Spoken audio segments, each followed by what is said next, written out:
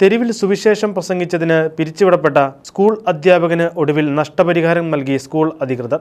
ലീഡ്സിലെ temple Moore ഹൈസ്കൂളിലെ Andy നിക്സ് എന്ന അധ്യാപകനാണ് 7.5 ലക്ഷത്തോളം രൂപ നഷ്ടപരിഹാരമായി നൽകിയത്. 2021 ജൂലൈ മാസത്തിലാണ് ലീഡ്സിലെ തെരുവിൽ സുവിശേഷം പ്രസംഗിച്ചു എന്ന കുറ്റത്തിന് 65-കാരനായ നിക്സിനെ സ്കൂളിൽ നിന്ന് പുറത്താക്കിയത്. എന്നാൽ കേസിൽ പിന്തുണ നൽകിയ ക്രിസ്ത്യൻ ലീഗൽ സെന്റർ ഇതിനെതിരെ നിയമ നടപടികൾ ആരംഭിക്കുകയായിരുന്നു. യൂറോപ്യൻ കൺവെൻഷൻ ഓഫ് ഹ്യൂമൻ റൈറ്റ്സിന്റെ ആർട്ടിക്കിൾ 9 പ്രകാരം പീഡനം, വിവേചനം, ചിന്തയ്ക്കും മതസ്വാതന്ത്ര്യത്തിനുമുള്ള തൻ്റെ അവകാശത്തിൻ്റെ ലംഘനം എന്നിവ ആരോപിച്ച് അദ്ദേഹം എംപ്ലോയ്മെൻറ്റ് ട്രിബ്യൂണലിൽ സ്കൂളിനെതിരെ പരാതി നൽകി.